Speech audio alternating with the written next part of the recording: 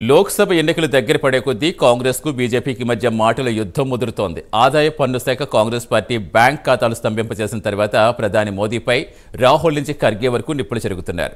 Congress party treasurer Ajay Maken సిబ్బందికి జీతాలు ఇచ్చేందుకు ఆఫీస్ నడిపేందుకు చేతిలో చిల్లి గవ్వలేదని బేదర్పులరుస్తున్నారు. ఈ నేపథ్యంలో గురువారం సోనియా గాంధీ, రాహుల్, ఖర్గేలు ఆగమేఘాలపై మీడియా సమావేశం ఏర్పాటు చేసి ప్రధానిపై తీవ్రస్థాయిలో ధ్వజమెత్తారు.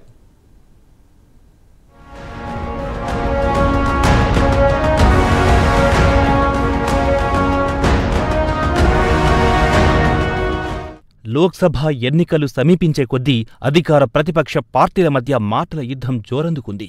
ఆదాయ పన్ను శాఖ కాంగ్రెస్ పార్టీ బ్యాంకు ఖాతాను స్తంభించిన తర్వాత నుంచి కాంగ్రెస్ పార్టీ అధికార భారతీయ జనతా పార్టీపై, ముఖ్యంగా ప్రధానమంత్రి నరేంద్ర మోదీపై తన అక్కసును వెళ్లగక్కుతోంది. కాంగ్రెస్ పార్టీని ఆర్థికంగా దెబ్బకొట్టడమే ప్రధానమంత్రి ప్రధాన ఉద్దేశమని సోనియా గాంధీ గురువారం ఉదయం మీడియా సమావేశం ఏర్పాటు చేసి మోదీపై నిప్పులు చెరిగారు. ఆర్థికంగా కాంగ్రెస్ను ఇబ్బందుల పాల్చేస్తే కేవలం ఇండియన్ నేషనల్ కాంగ్రెస్కు దెబ్బ కాదు, ప్రజాస్వామ్యానికి కూడా ముప్పని సోనియా గాంధీ అన్నారు. గురువారం ఉదయం మీడియా సమావేశంలో సోనియాతో పాటు రాహుల్, మల్లికార్జున్ ఖర్గే కూడా పాల్గొన్నారు. ఒక క్రమ పద్ధతిలో ఇండియన్ నేషనల్ కాంగ్రెస్ను ఆర్థికంగా కుంగదీయాలనేదే అధికార భారతీయ జనతా పార్టీ ఉద్దేశమని సోనియా అన్నారు. ఒకవైపు ఎలక్టోరల్ బాండ్ల అంశం, మరోవైపు ప్రధాన ప్రతిపక్ష పార్టీలను ఆర్థికంగా దెబ్బతీయాలనేది బీజేపీ ఉద్దేశమని ఆమె అన్నారు.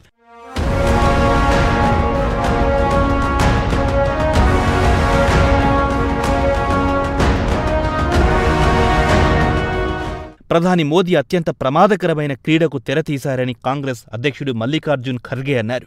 ఎలక్టోరల్ బాండ్లు చట్ట విరుద్ధమని, రాజ్యాంగ విరుద్ధమని సుప్రీంకోర్టు తేల్చి చెప్పింది. ఎలక్టోరల్ బాండ్ల స్కీమ్ కింద అధికార పార్టీ వేలాది కోట్ల రూపాయలు దండుకుంది. మరోపక్క కుట్రపూరితంగా ప్రధాన పక్ష పార్టీల బ్యాంక్ ఖాతాలను స్తంభింపజేశారని ఆయన మండిపడ్డారు.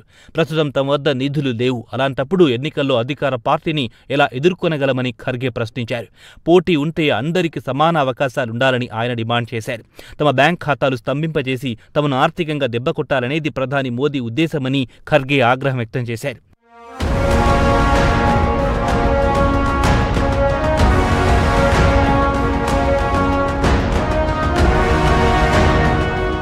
కాంగ్రెస్ నాయకుడు రాహుల్ గాంధీ మాట్లాడుతూ కాంగ్రెస్ పార్టీ బ్యాంక్ ఖాతాలు స్తంభింపజేశారు. దీంతో తమ ప్రచారానికి, కార్యకర్తలకు, పోటీ చేసే అభ్యర్థులకు ఆర్థికంగా సహాయం చేయాలంటే చాలా ఇబ్బందిగా మారిందన్నారు.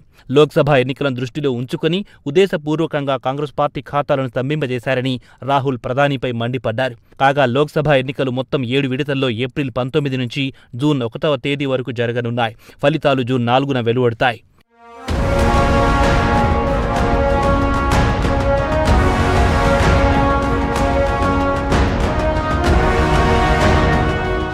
ప్రధానమంత్రితో పాటు కేంద్ర హోంమంత్రి అమిత్ షాపై రాహుల్ గాంధీ తీవ్ర స్థాయిలో ధ్వజమెత్తారు. కాంగ్రెస్ పార్టీ బ్యాంక్ ఖాతాలను స్తంభింపచేయడమంటే ఇది నేరపూరిత కుట్ర అని అన్నారు. ఈ కుట్రలో ప్రధానితో పాటు హోంమంత్రి ఇద్దరు భాగస్వాములున్నారు.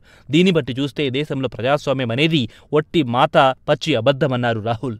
దేశంలో ఈరోజు ప్రజాస్వామ్యం లేదు, ప్రపంచంలోనే ఇండియా అతిపెద్ద ప్రజాస్వామ్య దేశం అనేది ఒట్టి అబద్ధమని దీంతో తేలిపోయిందన్నారు. 20% ఓటర్లు మా వైపే ఉన్నారు, వారికి కేవలం 2 రూపాయలు కూడా ఇవ్వలేని పరిస్థితిలో ఉన్నామన్నారు. ఖాతాలను స్తంభింపజేయడం కాదు, ప్రజాస్వామ్యాన్ని స్తంభింపజేశారని రాహుల్ గాంధీ మండిపడ్డారు.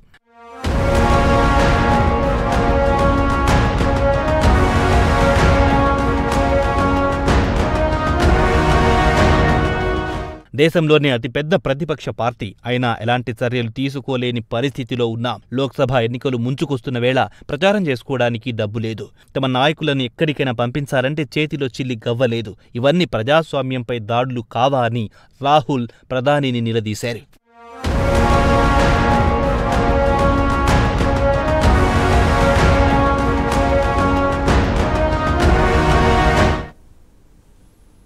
ఎస్ఐబి మాజీ డీఎస్పీ ప్రణీత్రావుకు హైకోర్టులో చుక్కెదురైంది. హైకోర్టు ప్రణీత్రావు పిటిషన్ ధర్మాసనం కొట్టేసింది. నాంపల్లి కోర్టు కస్టడీ సవాల్ చేస్తూ హైకోర్టులో ప్రణీత్రావు పిటిషన్ వేశారు. కింది కోర్టు తీర్పు హైకోర్టు సమర్థించింది.